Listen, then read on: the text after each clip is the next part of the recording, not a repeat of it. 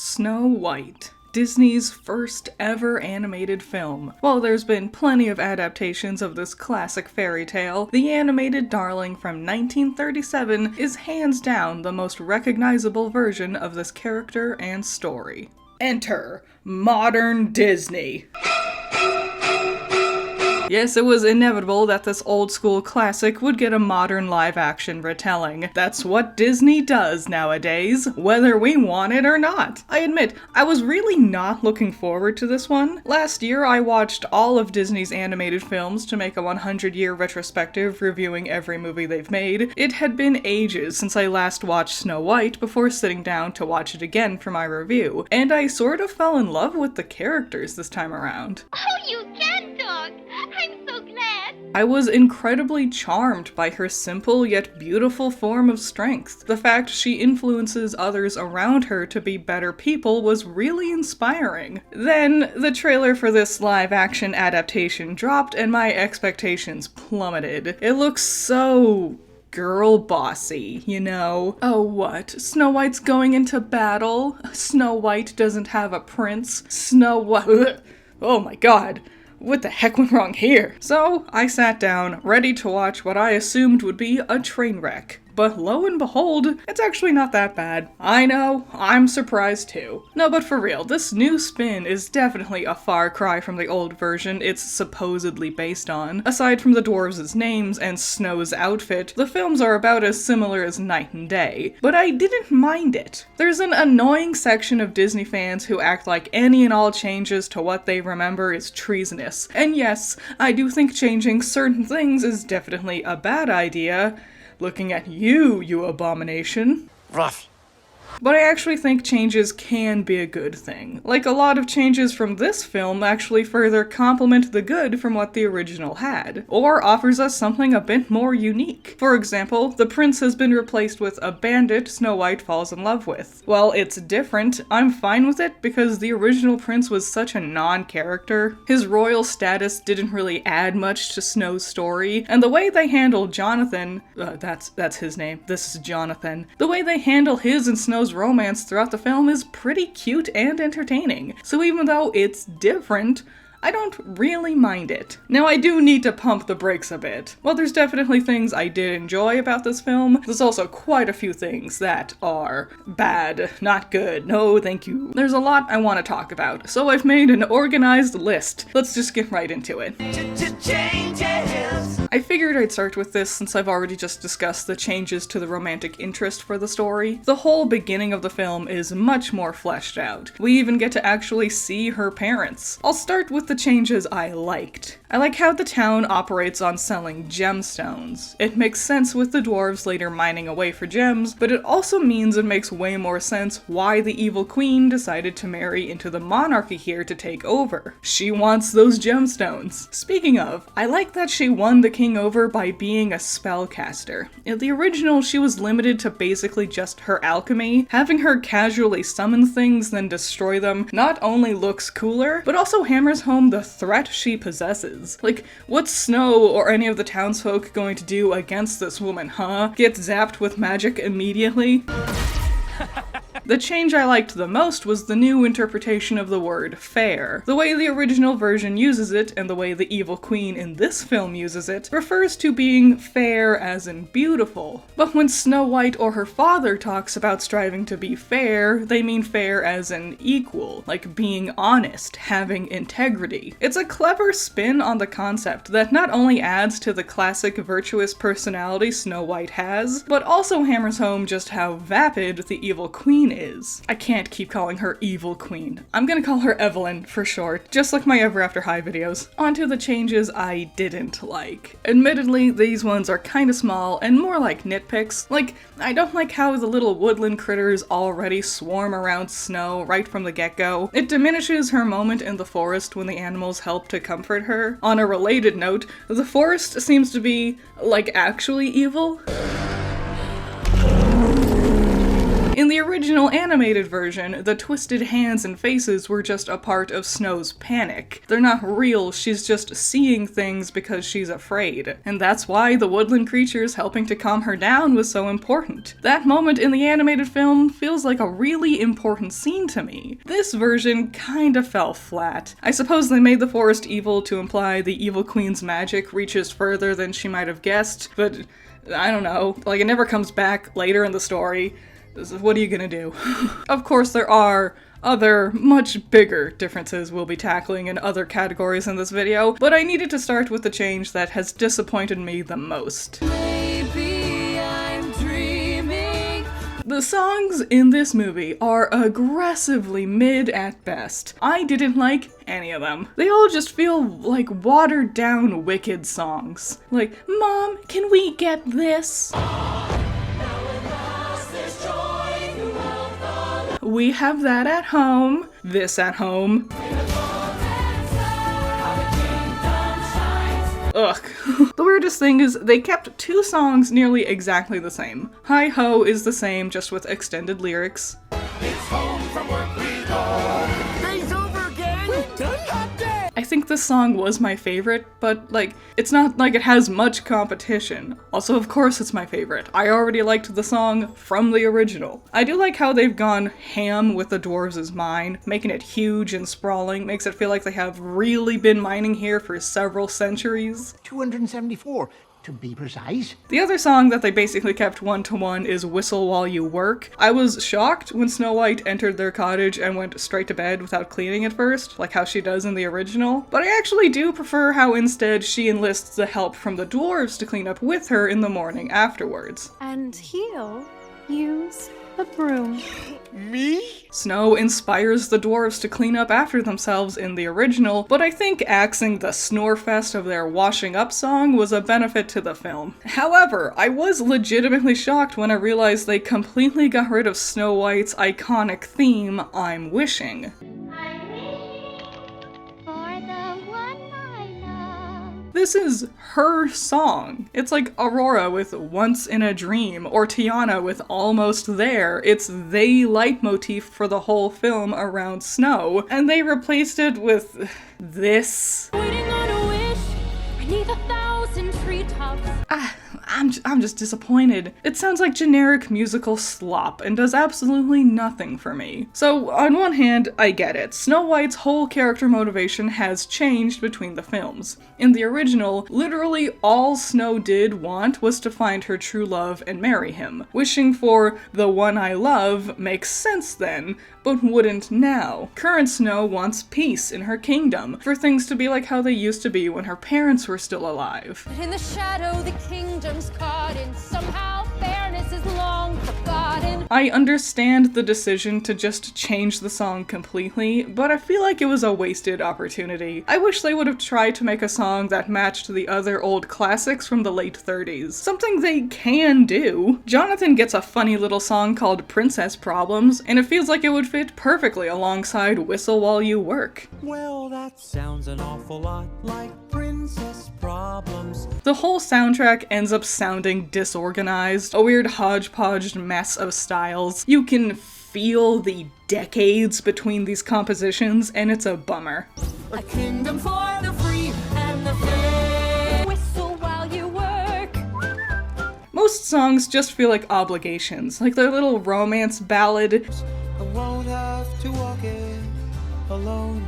It's fine, but ultimately just forgettable. Well, there is one other song, but don't worry, we'll be tackling this whole can of worms all at once later on. So in reverse order, it's sneezy, sleepy, happy, grumpy, dopey, dock, and bashful. I admit, I was not excited for Rachel Zegler to play Snow White. I truly hated her performance in Shazam 2. Well, I hated everything about Shazam 2, but I was pleasantly surprised by her performance here. I think it was just a similar situation as my thoughts on Mia Wasikowska. I hated Tim Burton's Alice in Wonderland, and I thought she was a bad actress because of it. But then I watched Crimson Peak, and she did great, and I was like, oh no, that one movie was just really garbage. But yeah, Rachel brings a very pleasant, gentle vibe to Snow White here. She's a tad on the solemn side. Animated Snow had a bit more of a carefree, very almost whimsically childish quality to her. The solemn style makes sense, a lot more sense for the tone of this film. Even when I'm afraid to speak, I whistle, because when you whistle, it's your heart singing. Snow's not an exciting character, but that's kind of the whole point. She's the voice of reason that inspires those around her. While being a very virtuous character trait, it also means she tends to easily be overshadowed by the rest of the cast.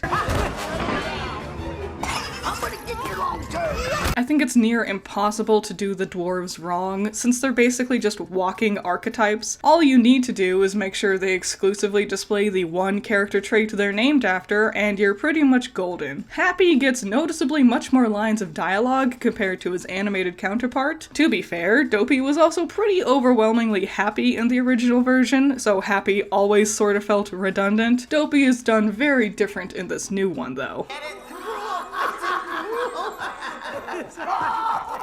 He's much more shy and has a sweet earnestness to him. He's also the one who develops the most with Snow's influence. The original movie had a subplot where Grumpy grows noticeably as a character because of Snow's kindness, straight up hating her in the beginning, but by the end he was the first one to leap into action once they realized Snow was in danger. Here, Dopey takes over that role, and later he finds the courage to break his selective muteness to speak his mind. We're not afraid. The change makes Grumpy's character arc much more subtle and feels kind of sudden at the end, but I'd be lying if I said I didn't prefer this version of Dopey. I was never very into his slapstick gag character shtick from the 30s film anyways. They've also sorta changed Doc. Originally he was just the leader of the dwarves. Now they've interpreted the Doc idea by making him the smart one. Then drilled to the Fisher core. Added a poultice or two. Well, I mean, he has an impressively large vocabulary, but I'm not really sure if he's actually that smart. Unpleasant. I thought he was dead. This change is fine. I miss his stutter he had from the original movie. I would have liked to see them portray a character who is the smart one, but also still stumbles over their own words every now and then. But oh well, I know why I can see why they didn't. The rest of the cast is filled out with Jonathan and his merry band of thieves. Captain? And my associates. Jonathan is fun. He's quick-witted and energetic. I don't love his costume. Like, that's just a hoodie. That's a modern-day ass hoodie right there. Like, he just walked into Hot Topic and bought a hoodie. But he's perfectly fine. Watered-down Flynn Rider, you know? My biggest issue is the fact his squad of bandits don't get any personality, but it really feels like they were supposed to. You might have noticed, but there's 7 of them, and I thought we were going to do this thing where they act as parallels to the 7 dwarves. They're bandits. What are you gonna do about it? Come here. But no, most of them don't get any lines of dialogue or even names. They feel too uniquely designed to just be nameless background characters though. It just feels like there's something missing. Or at the very least, these characters are a huge missed opportunity. Last thing, shout out to Ansu Kaiba playing the Huntsman. Legitimately phenomenal performance. Stunning. He's in the film very briefly, but hot damn he goes above and beyond every time he's on screen. Look at the complex range of emotion he has here when he's debating on killing Snow or not. Wow, he's so good. What's the matter? I'm surrounded by dwarves. Okay, let's address the elephant in the room. Everything around what they've decided to do with the dwarves is unfortunate. Aside from changing Dopey's character arc, they're basically the same exact thing we saw from the older film, down to their designs and color palettes even. Damn, this film is gonna make me say something good about Wish.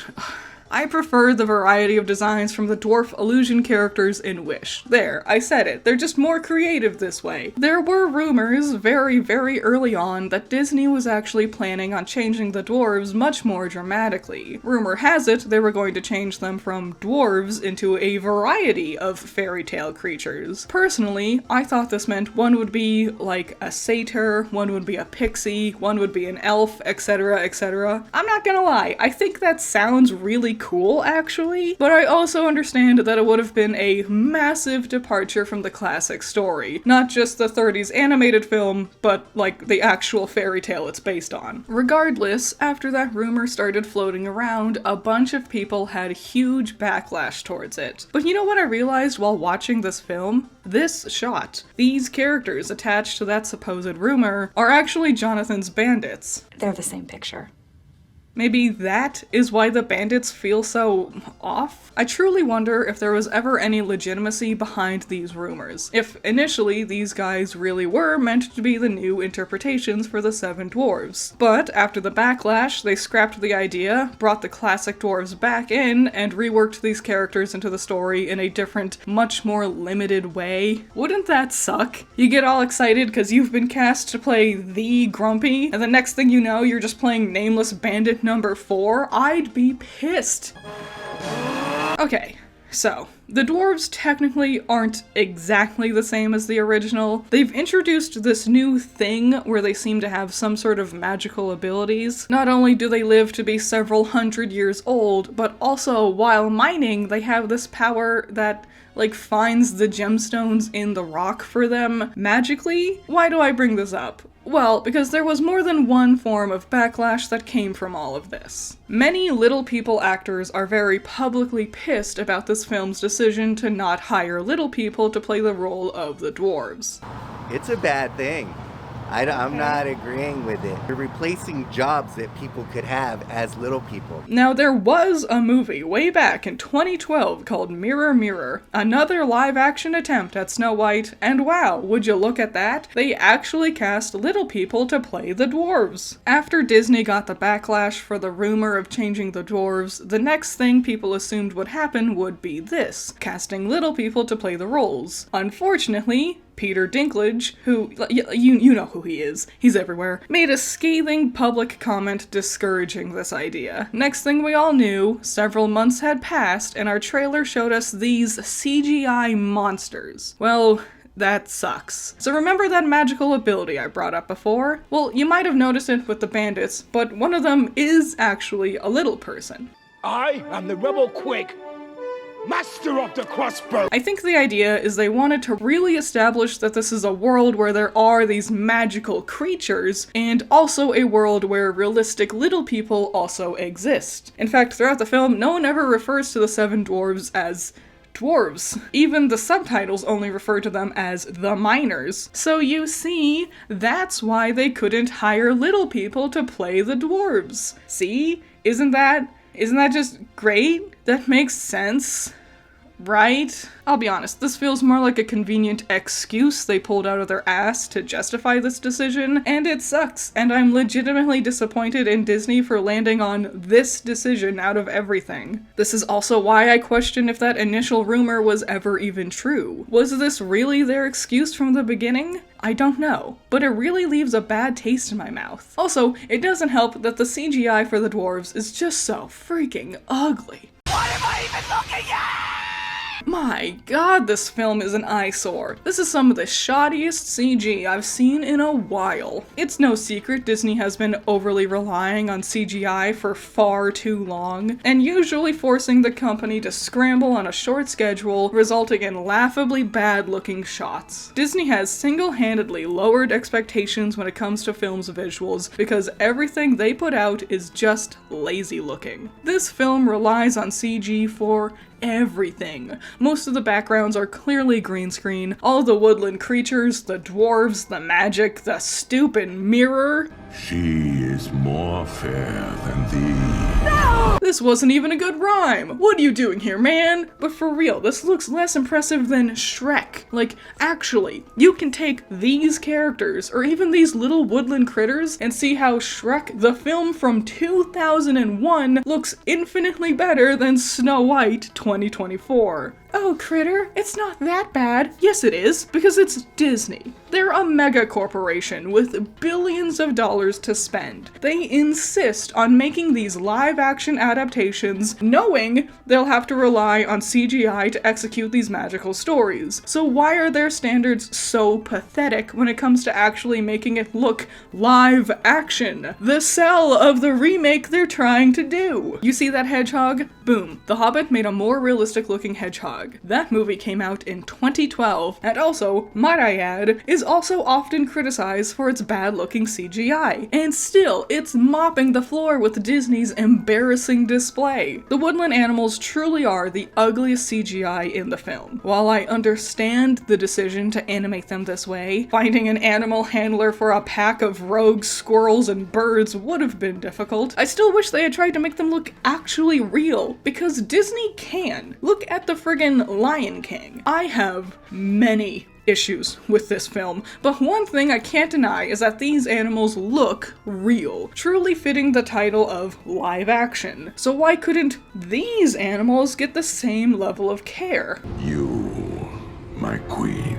The magic mirror disappoints me the most, because it would have been so much easier if they did it practically, and probably would have looked cooler and scarier. The funny thing is, the dwarves really do have the most impressive CGI out of everything else in this film. Yeah, they linger in the uncanny valley, but at least there's clear effort in trying to capture the fabrics of their clothes and the hair of their beards, the wrinkles and subtle expressions of their faces. Unfortunately, the dwarves are introduced way later in the film. You have to sit through the mirror and the animals long before the dwarves are ever on screen. Starting the movie with these embarrassing blunders makes the film come across as just a lazy cash grab, phoning it in long enough to get your money. Well, on that note, I think it's time we talk about her.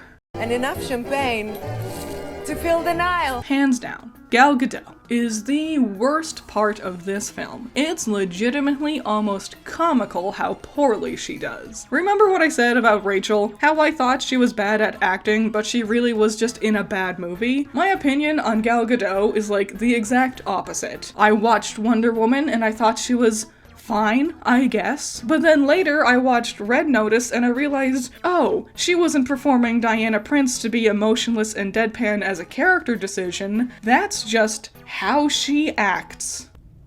You know, I really don't remember you being this opinionated. Every line of dialogue feels like it's getting caught in her throat, like she's remembering her sentence in the middle of saying it. She's really not threatening in the long run. The only thing convincing me I should take this woman seriously is how well Rachel is acting against her. If Snow White didn't look like she was going to have a heart attack every time she spoke to Evelyn, there would be nothing going on in this film. What I came to speak to you about, actually. Sharing. Remember earlier when I said she has magic, so standing up against her would be a bit more serious? Well, during the climax of the movie, they just don't. She runs off and cries at her mirror, then she breaks it and the magic sort of sucks her into the mirror realm, or something, I suppose. It was more interesting than just falling off a mountain getting crushed by a boulder. I get the idea of having her big finale be in her final form, but it also undermines a key aspect of the fall of the evil queen. Evelyn let her revenge swallow her up. All she wants is to be the most beautiful person in all the land, but she has become so obsessed with achieving this goal, she was willing to turn herself into a hideous crone just to kill Snow herself. The irony is that she dies before she ever got to turn back to normal. She never got to be the fairest, because she was always ugly on the inside. Having Evelyn go back to being pretty for the finale makes her conclusion feel watered down, and her little temper tantrum that spells her demise also felt undeserved. The worst thing though, oh my god, her song. When you're the fairest of all. Oh, stop. It's garbage. It's straight dog water. This is shockingly bad. I legitimately can't believe the executives at Disney let this happen. There is so much going wrong here. Yeah, get the lady who blandly drones out every line in emotionless monotone to sing a jazzy little ditty. I'm sure that's in her arsenal of impressive skills. Let you live, you'd be all set, but to start, I don't have the heart. This makes her come across as a child. The Queen has been very reserved so far in the film. Delicate, intentional movements from her. Now though? Well, here comes Evelyn, doing a big, sweeping little interpretive dance with every other syllable. What do you mean you can't take her seriously anymore? Disney has been struggling with their villain songs a lot recently, and this just feels like the cherry on this crap cake of disappointments. I didn't think they could do anything more silly sounding than "I'll make you go bye-bye." I make you go bye-bye. I make you go bye-bye. But hot dang, this dumpster fire just sucked any forward momentum out of the movie. And she even brings it back as a mini leitmotif when she goes off with the poisoned apple. Gal Gadot is a perfect example of casting just for star power. I guarantee there was a million other actresses who would have crushed this performance and made the song and dance work. But no, grab this hack because her name is famous and settle for this lackluster dredge. Drop the billions it takes to hire her just to crap out this disasteroid. Too bad all that money can't buy you skill. But it's the two extremes. We've covered the worst part of the film. Now it's time for the part that really blew me away. In the beginning of this video, I said I was worried that the trailer made Snow come across as girl bossy, which seems to be a current trend, especially with these sorts of remakes. Yeah, our movie can be about a girl, but we don't want her to be too girly. Don't get me wrong, some of my all-time favorite female characters fall into this category, but something that's a part of Disney princess classic flavor is the fact they embrace their traditionally feminine traits, while also still being the heroes of their adventures. Too often, corporations and Hollywood treat characters who embrace their feminine traits, like wearing dresses and styling their hair, as if they're naive, as if implying girls can only be smart or strong if they abandon those qualities. There's the tomboys, who are the kick-ass heroes, and then there's the girly girls, who are the stupid, vapid bimbos. And I was afraid they would do this with Snow, and my god, I am so relieved and pleasantly surprised they didn't. Well, it seems to me that everyone here could do a much better job at listening to one another. Because so many other attempts at doing Snow White have fallen into this category. Mirror, Mirror, and Snow White and the Huntsman, that disaster. But long story short, I think people would look at Snow White and see how much she values manners, cleanliness, and kindness, and think she was weak. And I am here to say that they are wrong. Those are great traits to have. You should want to be kind and polite and clean your damn room. You, watching this video, I know you haven't finished your chores. The dishes, are they done? Your laundry, did you start it? Get your ass up and clean yourself, don't be nasty. You really think the people upstairs want to share with people like us? Well, the princess would. She's kind and teaches the dwarves manners and cleanliness, helps Dopey with his problems. At the end of the movie, Snow makes her way back to the evil queen and Evelyn offers her a diamond dagger. If you want the throne, take it. And then, Snow doesn't. Some people might think this is a cop-out. They don't like it when the heroes don't enact revenge or whatever. So here with Snow, I'll just say this. It's easy to hurt people. Sad as it may be, it's really easy to hurt someone who hurts you, to let your emotions take over and just hurt someone, physically, emotionally, mentally, what have you. It's hard to choose forgiveness. I mean, hell, everyone loves The Last Airbender so much, but then they seem to forget about this little tidbit. It's easy to do nothing, but it's hard to forgive. And I think it's a much more admirable trait for Snow to choose forgiveness, to not let herself become as bad as Evelyn, to embrace the virtues that her father told her about so early on. Fearless, fair, brave, true. Truly, this film actually embraces the concept of being the fairest in the land. The punishment must not exceed the crime. However, while I am very pleased they kept Snow's personality and attributes the same, I do think they missed some pretty big opportunities with her character. Early on, the huntsman says something that makes Snow think her father, who disappeared in the wilderness when she was young, might actually be alive. You were never told the truth about your father. This is a key motivation for Snow throughout most of the film, and it makes sense. And I like how they do this in the end. Ultimately, she finds out he isn't alive. Evelyn did, in fact, kill him, and I liked how they kept this plot point. It really sweeps the rug out from underneath Snow. However, an unfortunate side effect of this decision is that Snow is also painfully passive all film. My father is the only person who can restore this kingdom to what it once was. She becomes insistent on waiting for her father, who might or might not even be around for all she knows, to magically swoop in and save the kingdom. Never once does she bring up the idea that she might be able to do something. The only thing she ever really aspires for is to find him somehow, but she never really establishes a plan on how exactly she wants to do that. And I think it's a sad side effect of trying to stay too close to the original story. Snow has to just mill around the dwarves' cottage for the old woman to arrive. That's how it worked in the original film, after all. I just feel like Snow lacks some ambition at key times in the film. Also, as much as I liked the decision to not kill the evil queen, I admit the whole finale of the movie feels so weird. Like, everyone kind of just decides they hate the evil queen. They don't do anything. They just openly don't like her now, which I think Evelyn would have already thought the masses weren't fans of hers. I don't think she'd care. Pies are luxuries. They don't need luxuries. But then the dwarves show up, all with swords and weapons, and they pose. But then Evelyn just runs past them. So what was the point? Why not use magic to make more daggers? Why did you just let her run back into the castle? You just exiled her. Leave. And never come back. It's so clunky. The whole script feels weird like this. The bandits and the dwarves, this whole finale. I really bet there was some crazy behind-the-scenes disasters that plagued the story's production. It feels like there's so many weird bandages all over this script that make things feel so flat, and ends up being a detriment for Snow White's character progression. That being said, Rachel Zegler is definitely the best part of the film. She is clearly pouring a lot of heart and love into her performance. She embodies Snow White really well. She just deserves to be in a better written story around her. Waiting on a wish. So, final thoughts on this movie? It's not bad. Not by any means. Is it clunky at times? Yeah, for sure. And it looks a lot worse than it is. But I also found it fun, and I liked the message at the end. And I think they changed enough to make it interesting, but held on to enough classic ideas to make it recognizable. It's a human.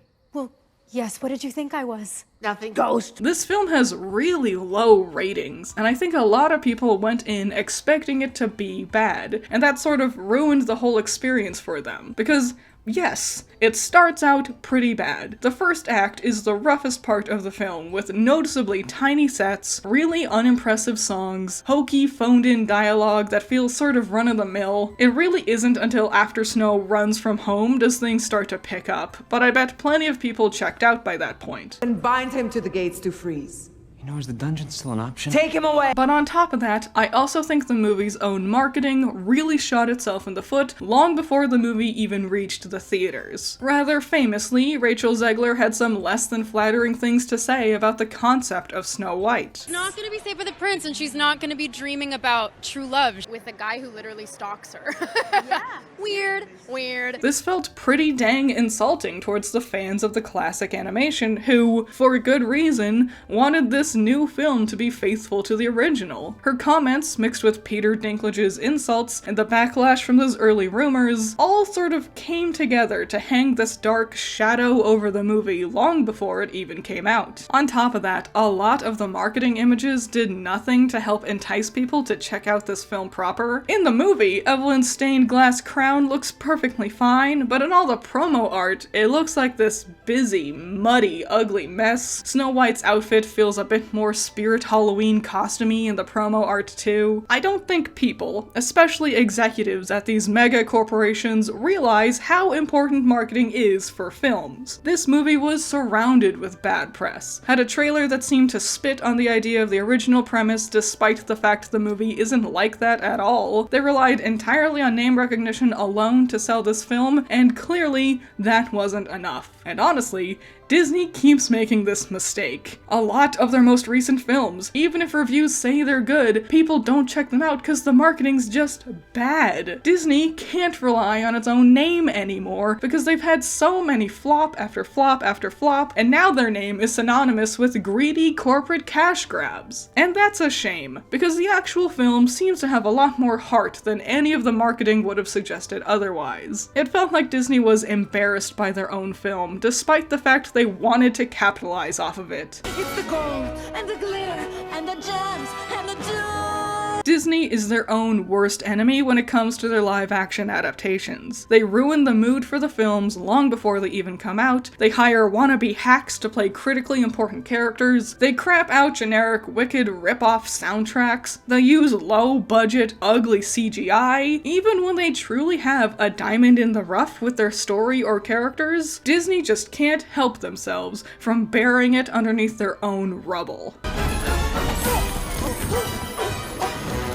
Shout out to my $10 patrons, you're all amazing. Andrew, Valhalla Knight, Chamomile, Classy Critic, Genital War Thunder, Jake, Amber, Hype Man, Scaring Crows, Not All That Evil, Holly, Messiah, Jacob, Ben's Sketchbook, Rain, Trash, Wild Pilot, Josh, Twisty, Bunkin' Duncan, Hoodie Angel, Ranger, Hut Mutt Butt, Sean, Primaroon, Overhypin, Plague, Tyrene, Thanos, Pandemonium, Peter, Aguirre, Shahid, Eden, The Eliza, Doki Pokey, Moon of Blues, Spencer, and Bargus Blue. What do you think? Have you seen it? I'm so conflicted because it is good. There is good things about it, but there's also so much very obviously ugly and bad and poorly done about it. What do you think about Disney's live-action remakes? They've been more miss than hit, I'm gonna be honest. If you want to see me talk about live-action remakes more, I would love to. I would love to talk about The Lion King. I mentioned that earlier in this film. I would love to go over everything that I have many thoughts about that one. But yeah, any and all thoughts about Snow White, whether it be the original fairy tale, the animated movie, this version, or what have you, I would love to see your thoughts in the comments below. And I'll see you in the next one. Bye-bye.